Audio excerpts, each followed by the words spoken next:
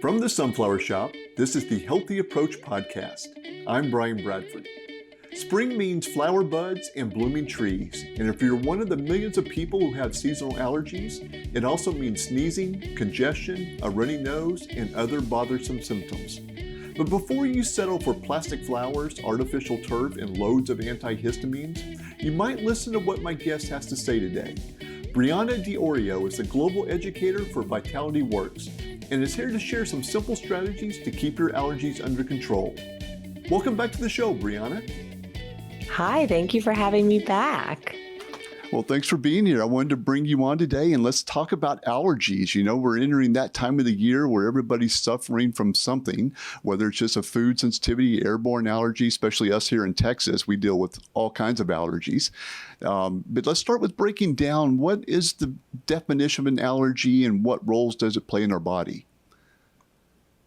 Yeah, allergy season is a tough one. Some people have allergies all year long. Some people just get more of a reaction this time of the year. And so the most simple way I like to explain allergies is that it's basically just an overreaction of your immune system to pretty much innocuous things. So it could be pollen, it can be food allergies, it could be dust, it could be, things going on in the air, but basically it's just your immune system overreacting. And so this is where things like the inflammation cascade can come in, understanding pieces of the liver and the gut and the lymphatic system, and basically all these things that help to kind of balance out what's going on with this overreaction. And there's even, some postulation around the idea that some people have allergies as they get older because we actually have not been exposed to enough germs growing up. So there's a couple of different thought processes on what allergies are, but basically we're just trying to get your immune system in balance.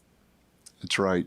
And so I also want to define for people what the difference between an allergy and a sensitivity is, because that's another confusing topic, So what's your definition between those two? Yeah, so most allergies, we have different parts of the allergy response system. So there are immune globulins, so basically these immune proteins, there's 5 different classes of them. So a typical allergy from, let's say, a pollen or something like that is going to be a part of the IgE-mediated immune response.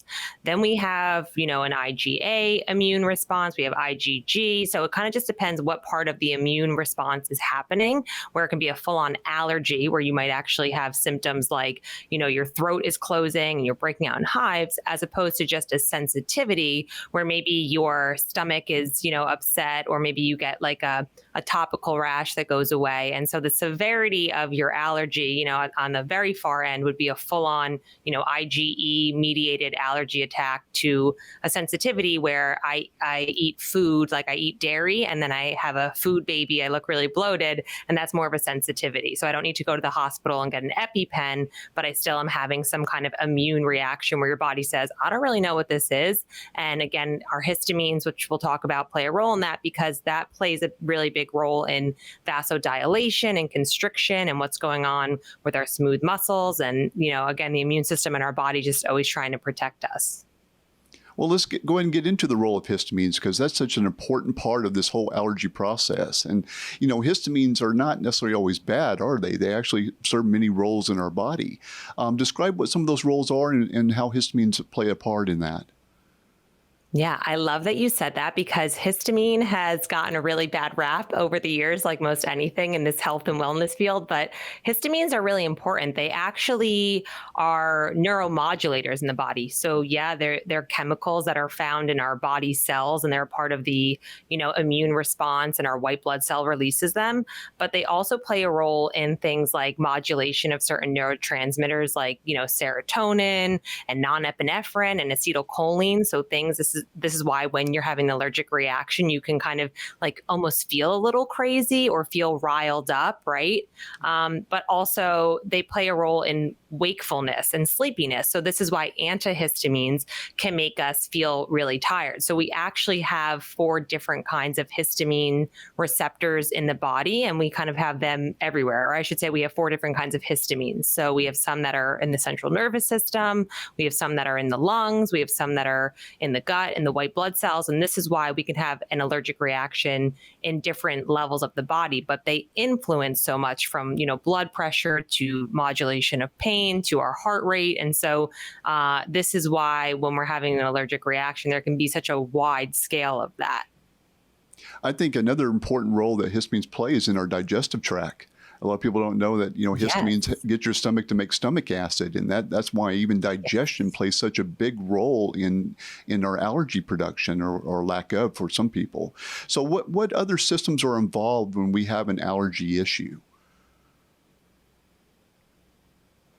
Yeah, so our liver and our kidneys actually play a really big role in what's going on with our allergy and our allergic reaction. But to your point as well, gut health is really important because we have an enzyme called DAO, which is produced in places like the kidneys and our lymphatic tissues and our GI tract, where this is the enzyme that helps to break down histamine.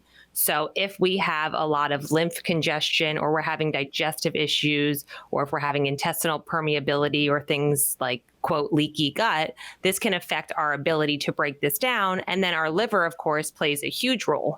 Some people will talk about allergies being a liver deficiency thing where your liver really can't kind of step up to the plate and break down these immune proteins, but also your liver plays a big role in producing immune proteins. So they kind of all work together as far as dealing with the whole inflammation response and the whole allergy response.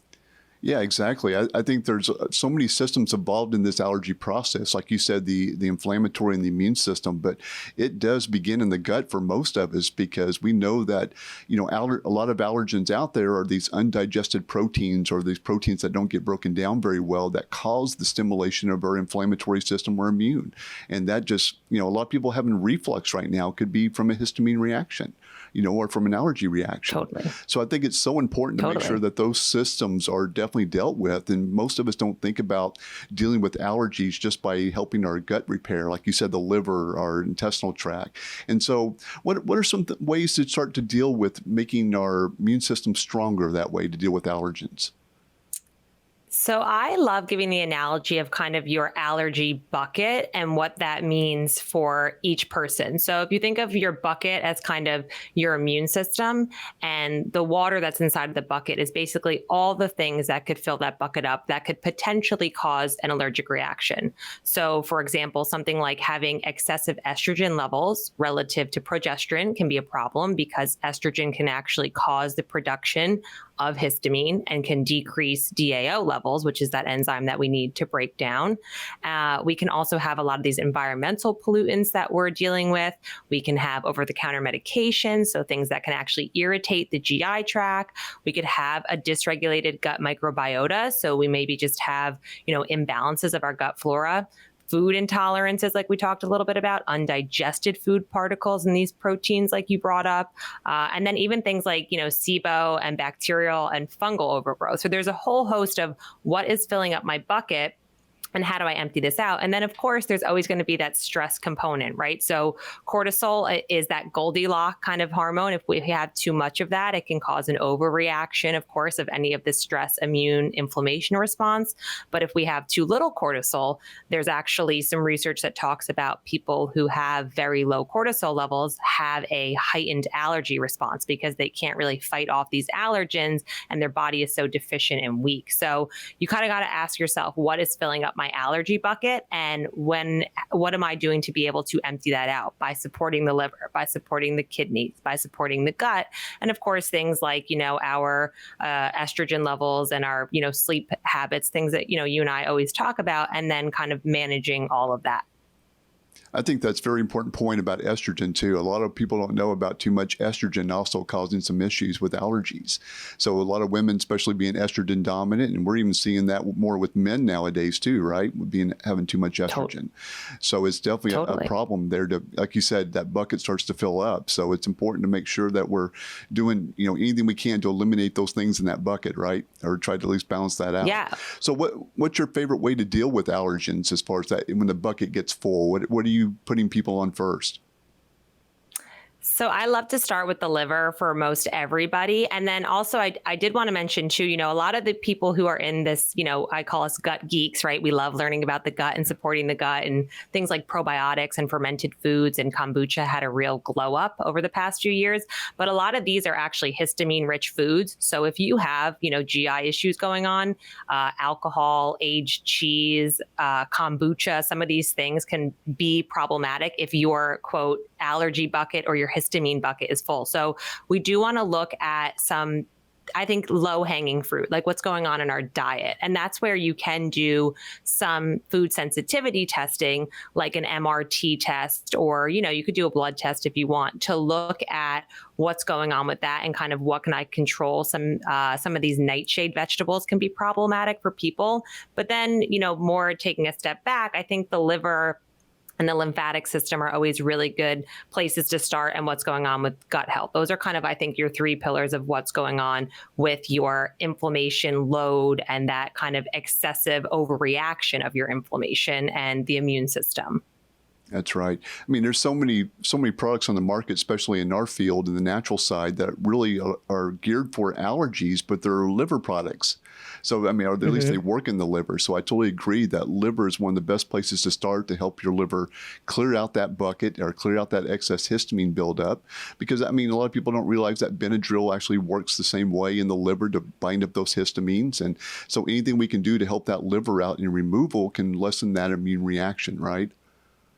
Totally. Yeah. And people forget that the liver and the kidneys are they're like best friends. They really do a lot of the same processes. They're a part of that whole, getting things out of the body, part of that detoxification process. So when we're talking about, detoxification organs, I always tell people what comes in must come out. So this is why when people have allergic reactions, they might have their face break out or they might have a skin reaction, because that is an elimination route for the body. So supporting any and all of these elimination routes is going to be really important. And again, there's even, talk about in Ayurvedic medicine and allergies, basically what they believe is that it's congestion of the lymphatic system, or stagnant ama, as they would call it in Ayurvedic medicine.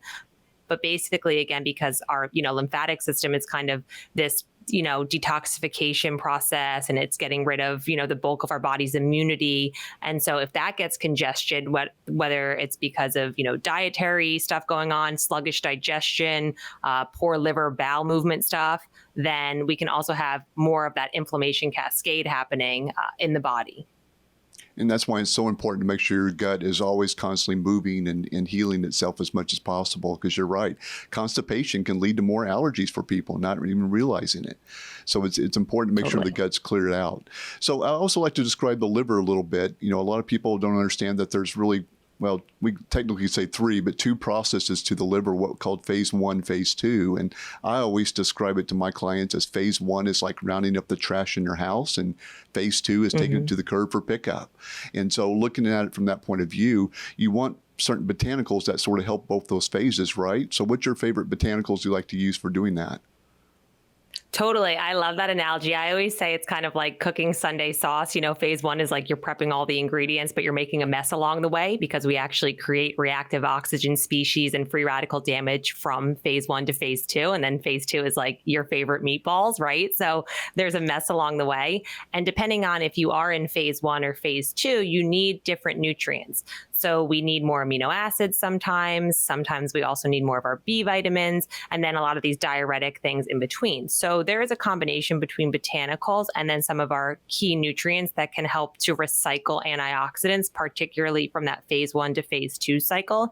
So B vitamins are going to be really important. I think a lot of people forget about that, and a lot of our other antioxidants, like vitamin C. But from a botanical standpoint, and I love that Mother Nature does this, things like dandelion, which we start to see spring up in the spring season, can be really helpful. Energetically, it's cooling and bitter, so it can also act as a diuretic to get some of that stuff out. And then we even see some things like, goldenrod popping up and nettle and some of these things that work as some of these nice natural antihistamines, and even some things that are like spicy in nature. So horseradish and wasabi and all these things that can kind of help to clear congestion in the body can be nice to add into sort of your, herbal first aid kit, if you will. But those are some reishi mushroom too. I know it gets a lot of press for immune stuff, but there's a lot of really good research on reishi and being able to work on the over excitation part of the immune system, particularly for things like asthma. So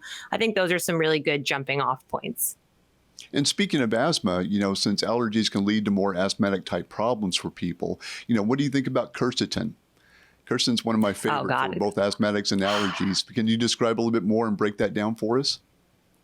I love quercetin. It is one of my absolute favorite plant compounds because you can get it from, some really nice natural forms of food, right? So you can get it from elderberries, you can get it from red and white onions, cranberries, things like this. But quercetin is really great because it helps to bronchodilate and it works at scavenging some of these free radicals, but it works as one of these natural antihistamines, which I love. And it can actually help to stabilize those mast cells. And that's kind of what vitamin C does as well when we're talking about inflammation. So I'm all about, eat one big salad a day, make it simple. And again, look at kind of some of these things that are naturally in season this time of the year. People will put dandelion in their salad to eat, and things like onions that you can, cook with and all of that. So I think quercetin, to your point, it's just amazing. And for, this time of the year, it works really nice, as well as bromelain, which is a nice anti-inflammatory antihistamine too, which can help with, mucus. And if you have like a lot of nasal stuff going on and a cough, can be really great to have this time of the year. And elderberry's got some research for allergens too as well, right? It's not just for the immune function and flu season. Go and describe a little bit more with that. Yeah, so elderberry, again, it's one of those natural sources of quercetin, which is really nice. And elderberry works by working on that cytokine pathway. So we have some of these, pro-inflammatory cytokines and anti-inflammatory cytokines. So it can kind of work on that anti-inflammatory pathway in the body, so we're not having an overreaction of making that inflammation bucket too full. That's right. There's just so many good nutrients for the whole allergy process, from vitamin D to colostrum, omega-3s. There's a lot of great things you can do to help modulate this response. But for me, you start with the liver, and I totally agree with that 100%. But for so many people, to me, it starts with digestion for a lot of people too, right? With all the heartburn and indigestion. I still think the last time I looked, I think of the top 10 medications sold in our country today, I think 2 or 3 of them are allergy medications or histamine type medications. So it says a lot of people's got some problems. So I think focusing with enzymes, starting with the digestive enzyme, not just a probiotic, but an enzyme to help break down these proteins faster, can lessen someone's sensitivity to a food, or maybe if it's truly an allergy, it might lessen that response to it. Would you agree? Totally. That's why I love bromolamine, because it's one of those proteolytic enzymes that works kind of in between. It's different than a digestive enzyme, to your point. But again, it's working on breaking down some of those inflammatory compounds in between. So I think, and to your point as well, a lot of people, if we're eating sugar, if we're drinking alcohol, if we're stressed out, these things can actually cause some of the tight junctions in our GI tract to separate over time. And we can then have more of this, quote, leaky gut kind of issue going on. That enzyme that we need, that DAO enzyme, is maybe not going to be as present, and we're going to have a hard time breaking down that histamine. So this is where histamine intolerance can be maybe a better way to say it, as opposed to, just I have issues with histamine. You might just have a really low tolerance, and you're just not dealing with it well because your gut is so inflamed, or because, your liver is so jacked up. And so there's kind of, I think a lot of the pieces, but I think gut and liver, again, I think they're also best friends, that they do a lot of the same things. They share a lot of the same detoxification enzymes, those P450 enzymes. So you have to kind of pick your battle of what you want to, give attention to first. Well, that's the great part. We got a lot in our arsenal to deal with that. And so really focusing on our enzymes, focusing on liver and kidneys, to your point, giving colostrum, whatever we got to do to help that immune system, the inflammatory system, and digestive system. What about lymphatic, though? You spoke about lymphatic in the beginning. For people who's got the skin allergens or the hives break out, what kind of good herbal botanicals are out there available for that? Yeah, lymphatic system, I think, is not talked about enough. I think some people talk about it as far as like an immune response thing, but again, it's kind of, our body's big detoxification pathway. So things like Stillingia root can be really nice. Echinacea actually is really great for the lymphatic system. Ocotillo, these are some things that work really well at helping to make the lymphatic system. Ocotillo? Ocotillo? You got me on Yes. that one. I'm not familiar with it. What is that? Yeah, so we actually have Ocotillo bark. So it's really good for improving circulation and increasing blood flow. There's some research in its ability to remove some fats from particularly the abdomen and the pelvic area. So we actually have this in our lymph complex. I had never heard of it before I started working for Vitality Works. And yeah, it's one of those really nice things that it can, push the lymphatic system to kind of open up some of those nodes and, keep things flowing. So Stillingia and Ocotillo you'll see in some of our, lymphatic type of formulas that can support the lymphatic system. Very cool. I had not heard of that one before. That's very interesting. Well, anything else you would do to address this histamine response or the allergy problems that people suffer from? Any other tricks that you have up your sleeve? Yeah. So I think as always, looking at what's going on with your total load of, stress, what's happening with your cortisol response in the body, looking at some of those underlying factors that you can control. So to our conversation in the beginning, sensitivities versus full-on allergies. Some people are born with full-on allergies out of the gate, and that's just what it is.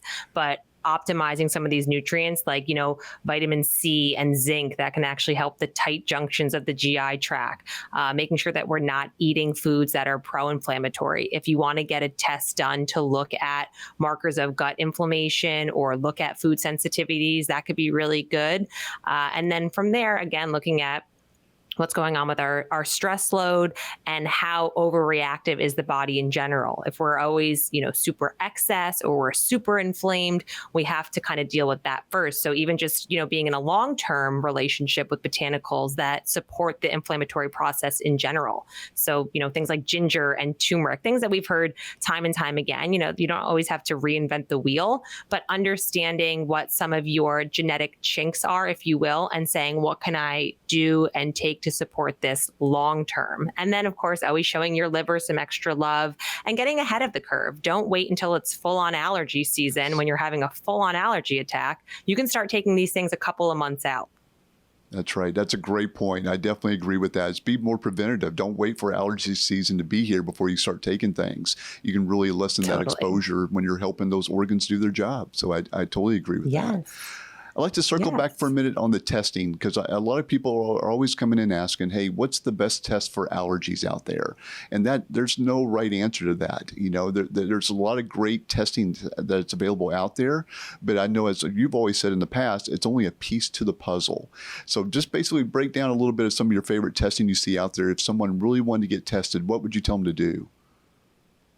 So I've seen some good success with the MRT test, which it looks at different food sensitivities. It also looks at the food additives, and it's pretty easy to get done. And another one that I think is helpful is looking at some of your GI markers. So you could do something like a stool test if you wanted, and looking at what's going on with your microflora, particularly things like your zonulin levels. So looking at markers of inflammation and gut permeability, I think are a good jumping off point. But also, I think people sometimes just haven't felt well in such a long time that they don't even know what's making them feel unwell. So something like just an elimination diet, looking up what are some of these high histamine foods. Again, a lot of these things that are inherently healthy, things like, fermented food, kombucha, sauerkraut, stuff that has really gotten popular over the years, may not be good for you right now when your bucket is very full. So just starting out with that and maybe eliminating some of those things, looking into an MRT test, looking into potentially a stool test,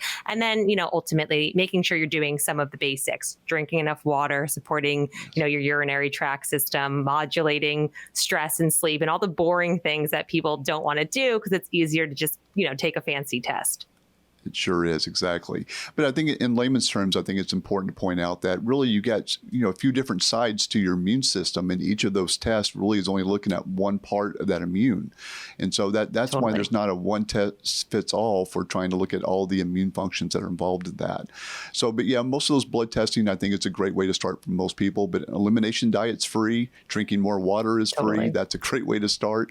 So I'm definitely a big fan of that. And I think another underlooked thing that I just want to translate some of the nutrients you had talked about is that when it comes to allergies, your adrenals are everything. And you spoke to cortisol and B vitamins and vitamin C, which all feed our adrenals. But just to translate that for the viewers right now, helping your adrenal supports, anything that supports your adrenals can also help you with allergy control, right?